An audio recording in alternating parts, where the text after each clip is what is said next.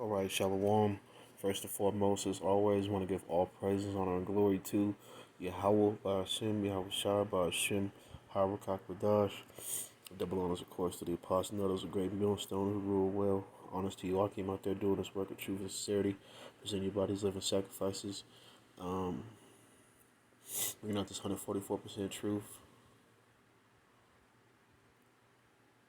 to the hopeful elect that be scattered abroad the four winds, as well as the shalom to the hopeful 1/3. Let's jump right into this lesson, man. In light of all the the political goings on, the war in Ukraine, the diverse famines and pestilences going on, whether it be the supply chain breakdown, whether pestilence wise it be these new variants or these new super bugs, if you will. It's a sign of the time, man. It's a sign. And you're going to hear me say that a lot because, we deal with prophecy, This is how we measure the time diligently. We watch and we wait and we filter through the scriptures and we see that things are happening in this current time that let us know that, Yahweh Shai is soon to return, man. We don't know the day nor the hour. Not even Yahweh Shai knows when he's going to... It's lucky as I took a drink real quick. When he's going to be loosed, so to speak, on Babylon. But we do know that there are signs and precursors, man, and that's a beautiful thing, man, because Esau Edom, man, his time, his rulership, his hegemony, his foothold, if you will, all that's about to be done away with, man, in the spirit of power of Yahweh Shai, man. He's only allotted a season, you know what I'm saying? He's only allotted, a certain amount of time to, encompass us and have us in subjection and have us, under neck under foot, so to speak, and fuck Babylon, man. Even if you think you're doing good, you're really not doing that good, man. I mean, here and there, you might have a decent little time and shit, but really, we're really getting the bare minimum of things, man. While our counterpart Esau Edom, as the scriptures say, he has more than heart could wish, you know? And, as princes of the power, as sons of Yasharallah, that was designed to, hurt us. You see what I'm saying? But Jake, we've become so accustomed and so used to being downtrodden, foot under neck, so to speak, that it doesn't affect us. We're happy just to get along. And by all means, we need to appreciate. That's part of being in this truth, is being content, with what you have, understanding that we went off, understanding that we let the Most High down, you know what I'm saying, and Yahweh Shai down. However, it's twofold to that, because what did the scripture say? Surely oppression shall make a wise man mad. So in the same token, you should be like, how long, oh Lord? How long do we have to sit under this devil? How long do we have to sit here in Babylon in perpetual sin? As long as you're here in Babylon, you are going to be a perpetual sinner. Starting with the apostles on down. Granted, not in the sense that you are actively essentially going out and trying to commit sins. I'm never going to put that on the apostles and elders or Ma'akim. But, we're going to slip up. We're human. We're going to, do things here in Babylon that we have to survive. Hey, I got to get up and go to work. I might have a uniform. You see what I'm saying? It might be polyester blend. You see what I'm saying? They might, Salakia, there's some bacon grease in your burger, and you not know. You know what I'm saying? So we have to, just be aware that this place has to be gone. In order for us to truly please the Heavenly Father. And the reason that the scriptures say our righteousness is as rags is because, nobody's getting on the chariots in these detestable bodies, man. We've committed iniquity, we've committed sin, we've done in a myriad of things in order for us to be a reproach to the Most High as he wished, but it's all in His glory. But the fact remains is, say all that to say, we are in the waning days of Esau Edom. We are in the last vestiges of Esau Edom's power, man, and that's a beautiful thing, you know. It's one thing to be in this society, you know, as and Jake doesn't want to leave here, but as a man of the, it's one thing to be here as a regular Jake and be happy and content, but it's another thing to be an Israelite and know that you know really all things were created for your sake, man. And we sit here and we have you know and we beg and plead and we sigh and cry, you know, and sometimes we really when you think about the kingdom and the beauty and the majesty and you know being free, you know, there's no such thing as a 9 to 5 type of shit. You know what I'm saying? It makes you sad, man. You know, but you know, Obadiah had a vision in the Old Testament to let us know that Esau, Edom, you know, our perpetual enemy, you know, the one who we go to battle with constantly, would be done away with one day. You know, um,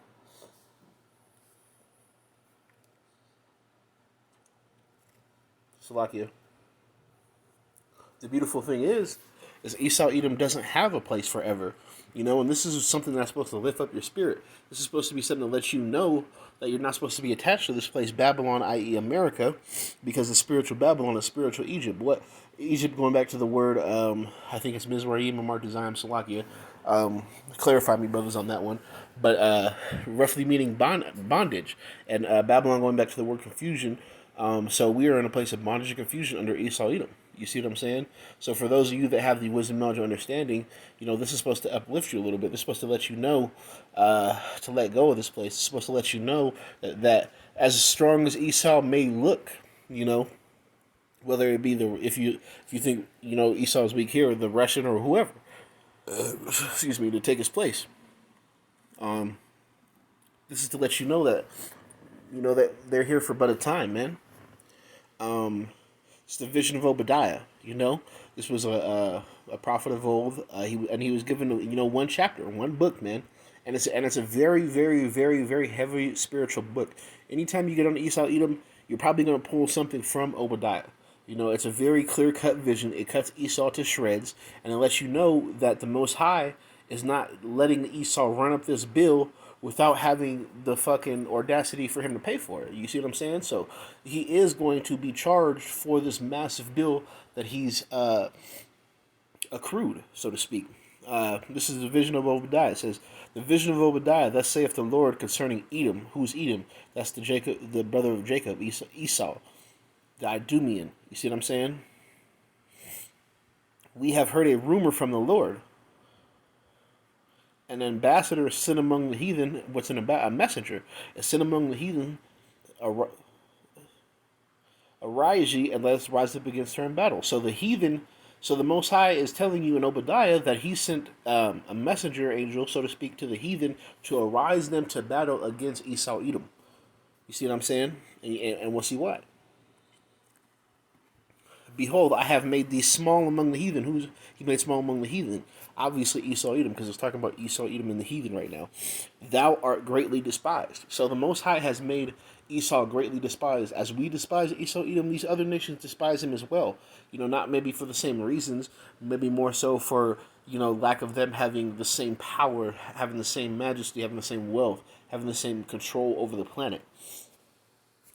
Verse 3, "The pride of thine heart has deceived thee." And who's the most proud motherfucker on the planet? The Babylonian American Edomite. The UK doesn't say British pride, you know. Germany doesn't say German pride, Nazi pride, you know what I'm saying?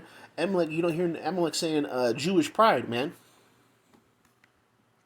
They call themselves self-loathing Jews, and when you learn this truth, you know why. So who is this talking about? The Babylonian American Edomite. This is so it's honing the message in right now. "Thou that dwellest in the clefts of the rock, whose habitation is high, that saith in his heart, who shall bring me down?" And where was Esau for a great period? In Mount Petra, man, Mount Seir, man. You know, in those caves, man, living like beasts, man, barely being able to articulate a communicative language, man. You know, committing a bunch of incest and fucking wildness, and you see it in their society now. You know, but just like in ancient Rome, Esau still has orgies, man. You know, Esau still popping little boys, man. Esau still, loaning his wife out. to Jake or whoever Warner. So he's the same even now. You know, a lot of Edomites. What do they when they get a good amount of money? What do they build their house on top of a hill? Uh, you know, in the inlays of the hill, so to speak. You know, in awkward places. You know, and in high places. Look at the big cities. Look at L.A. Look at New York. Look at Chicago.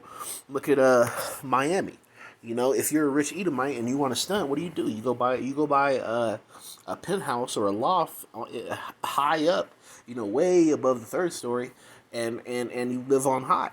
You know, so it's giving you character traits. Verse 4 says, or excuse me, reading on, it says, that saith in his heart, who shall bring me down to the ground? You know, all these wealthy, powerful Edomites, you know, you might got a fucking penthouse here and a mansion on the hill here, you know what I'm saying? You might live in Saint Tropez part of the year, you know what I'm saying? So and you have all this wealth, man. I'm worth $200 billion. I'm worth, well, not even Jeff Bezos status, but let's say $50 billion. I'm never gonna have to work. My kids ain't even gonna have to work, man. How my wealth gonna go? I'm just gonna put it up. You see what I'm saying? We ain't gonna invest all this. You see what I'm saying? We're gonna stimulate the economy. We're gonna hoard our wealth. So in their mind, wealth is power. You know. So they're like, who can bring me down? Who can bring me out of this penthouse? You niggas? Yeah, right. You might be able to get you know, a $20-30 million penthouse, but we ain't paying you enough to get this fucking $200 million fucking estate that was owned by King Leopold in the where is it at? I want to say it's Saint Tropez, but correct me if I'm wrong. But King Leopold has some of the most expensive real estate on the planet to this day.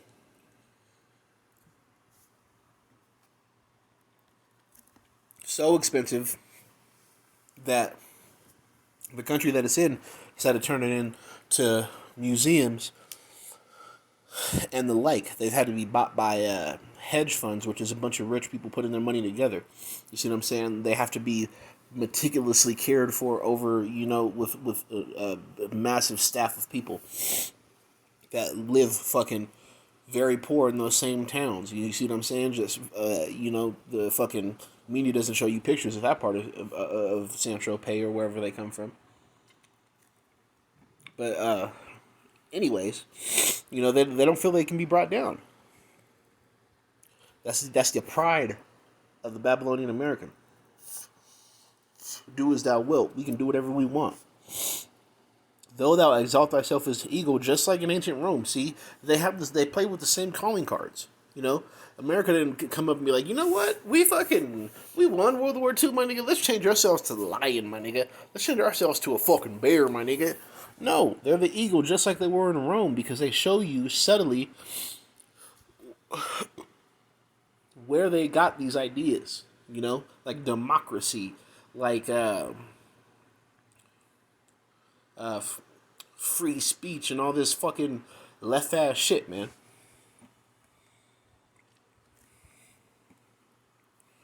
And though I set thy nest among the stars, well, hey, forget the International Space Station. Even these niggas in the 110th floor in a penthouse, man.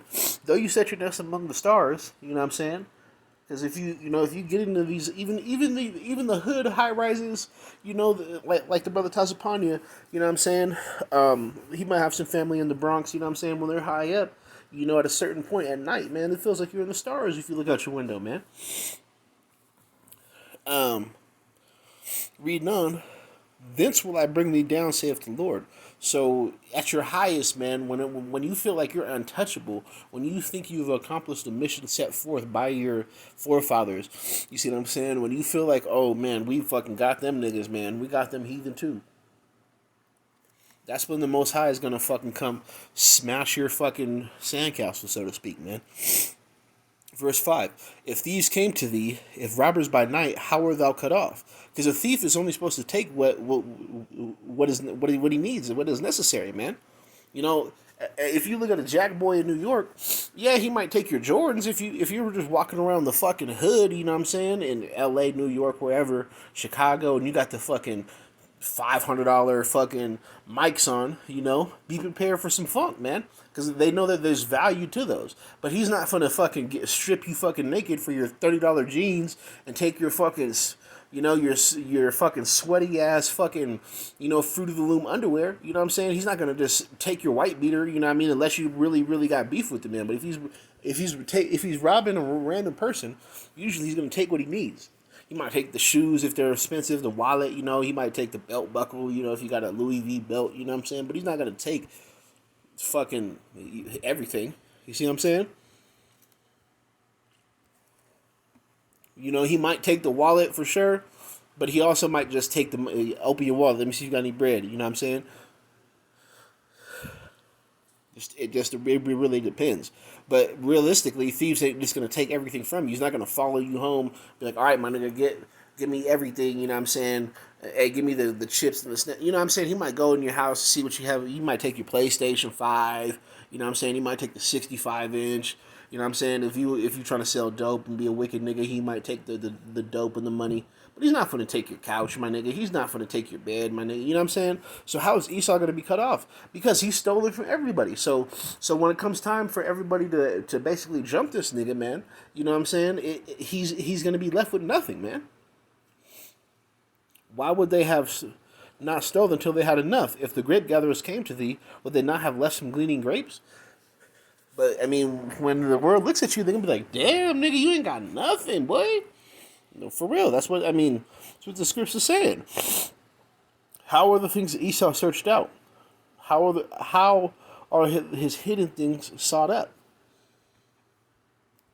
Through the spirit and power of Yahweh Shem Yahushai, first and foremost, with the prophets, and then you have some of his lesser luminaries, like so-called Kanye West, speaking out now, just like Nick Cannon and a few others have dared to do. You see what I'm saying? When they realize that this is their consolation, and it's really not shit, because you'll see that Nick Cannon just got $100 million, but you got to factor in taxes. I didn't really realize that until I started making a decent amount of money, and I'm expecting this kind of paycheck. I'm making promises and shit, and then all of a sudden I'm like, oh shit, 25% is a lot, nigga. So when they're taxed in half, these niggas ain't even as rich as they seem. You do $100 million deal as a rapper, you're all bragging and shit, but then you realize that's really $50 million, and then you have to pay your staff out, you have to pay your lawyer, he's gonna get 10% of that $50 million, so that's $5 million gone, so you're really at 45. You might have a lawyer you got to pay 10%, and a manager you got to pay 10%, so that's, you really got 40.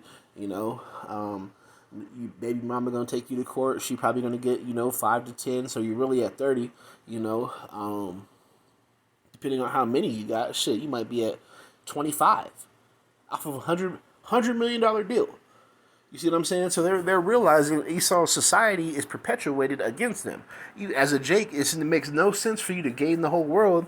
Yeah, you got 25 mil and you're gonna live better than any other Jake, but really, that's chump change to an international banker, to an elite Jewish Edomite. That's why they don't gotta buy all the chains. They don't gotta buy all the jets.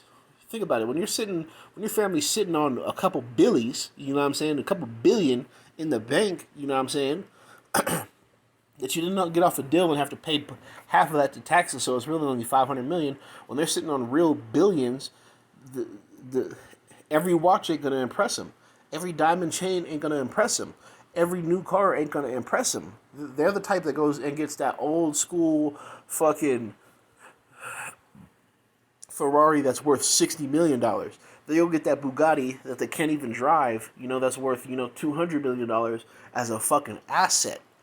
You see what I'm saying? So if something were to ever happen, that fucking Bugatti sitting in that 50 car garage will keep that mansion in their fucking name. And this is how they, so you niggas are just, left out.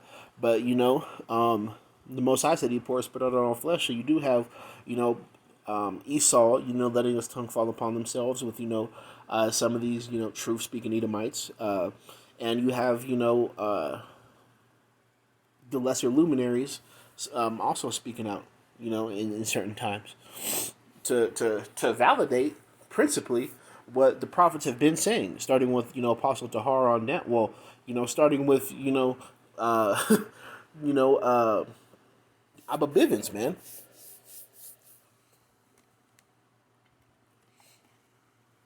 Kendrick Lamar said we're the Hebrews, man. Kanye West was off, but the American Negro is the Jew. You know, that the Bible speaks of. So they're giving you this truth. They're letting you know that yes, we know, and they know, but they tell us we can't tell you if we want. Nigga, you want that car? Or do you want that chain? You want us to give half your motherfucking money to your wife, or you want to fuck it just to pay her out a settlement? You know what I'm saying? That kind of shit, nigga. Oh, we know you like that thick booty bitch you met in fucking Atlanta at that music festival. But hey, you got to date this little music industry whore that hella rappers fucked on. So niggas think it's cool to get a bitch that everybody fucked on. That kind of shit, man. Verse 7. All the men of that confederacy have brought thee even to the border. And what's a confederacy? It's a banding together, of certain different people. You see what I'm saying? Like, in the South, certain states banded together, in a pro-slavery mindset because they didn't want to be bankrupted by the North. Not because, they were trying to fight for, the rights of men in the North, but just because it was the quickest and easiest way to cripple the economy of the South and make it a winnable war. Because them were country boys. They're farmers. They were shooting at Negroes. They were hunting fucking pigs. The South would have been if you were gonna bet and it was a straight up fight, you would have bet on the South, not the Northern boys living in the city. No offense. Have brought thee even to the border. The men that were at peace with thee have deceived thee. So this is all the heathen, man. So just like you came confederate with, Ishmael, and Ham, to round us up in West Africa and bring us here on these slave ships, these people are setting you up now. They're being made strong through the power of the Lord, man.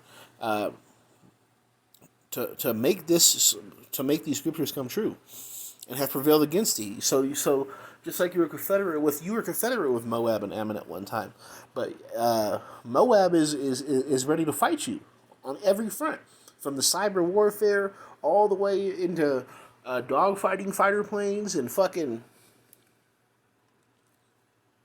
anything you can really think of. I'm gonna leave it right. I'll stop at 10. Shall I not in that day, saith the Lord, even destroy the wise men out of Edom and the understanding out of the mount of Esau? Because you don't see how you're being set up. You feel like you're still in power because you still have a foothold on the Negro, Latino, and Native American.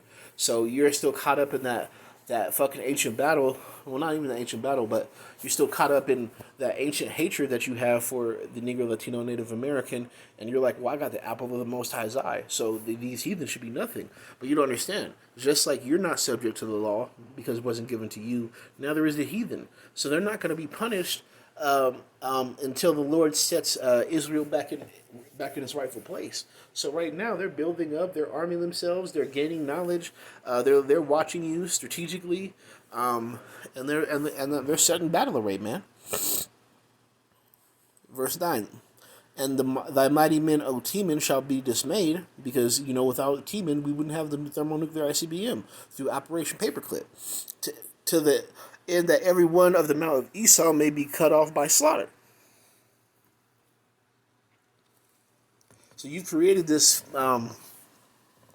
this monstrosity of a weapon through the spirit and power of Yahweh Bashem Yahushai, but it was all for your destruction, and every one of your people was going to be cut off because of something you created. Verse 10. This is all happening. Why? Why are you getting the harshest of the harshest punishments? Right here. For the violence against thy brother Jacob, shame shall cover thee, and thou shalt be cut off forever. Because of the violence against your own brother, man. Because you sold your birthright for a morsel of meat, and it was prophesied that Jacob was going to rule anyway. And you have perpetually destroyed the Negro, Latino, and Native American. You've cut them off. You've made them coon and dance for you. You fucking paid. You've made the culture to where it's cool to kill a nigga because you hate niggas so much, and we don't. And nobody really talks about it. And when somebody like Kanye West brings it up, you don't get what he's saying. Well, how is that wrong? You guys should be ashamed of yourself. What other culture in history has ever made another culture fucking so low that just for an opportunity at some fucking Federal Reserve notes, they'll fucking rap about killing their own people in the street and then act it out in real life. And they'll talk about, oh, I'll fuck your bitch, and fucking they'll act it out in real life. Oh, I'll fucking rob this nigga and shoot his grandma, and then it'll happen in real life, you know? That's the most despicable shit ever. And you think it's not anything because it happens so frequently and so easily, and the people aren't fucking standing up against it because it's being fed to them as their culture. That's what Nori kept saying. Do it for the culture. Fuck the culture. Our culture is being fucking Hebrew Israelites, man. Negroes, Latinos, and Native Americans. It's not fucking shucking and jiving for the white man and listening to fucking beats. They want to have you in a low fucking carnal fucking red state vibration, man, where you're not thinking as a people in a high place in a kingly manner. Hey, I got my wife. Let me let that brother have his. You know, you might be a fucking handsome ass, fucking strong ass, fucking brother. You know, let that brother who is not as handsome as you, he's not as in shape as you, have his women, man. You see what I'm saying? That fucking insatiable thirst is some trait of Esau Edom, man. You see what I'm saying? So, you know, Esau, you have to pay for all these things that you perpetuated on Jake, man. And that's it, you know? And with that, I want to give all praise, honor, and glory to Yahweh Bashim, Yahweh Shai Bashim, Habrakak Wadash, double honors to the elders of Great Millstone. Shalom.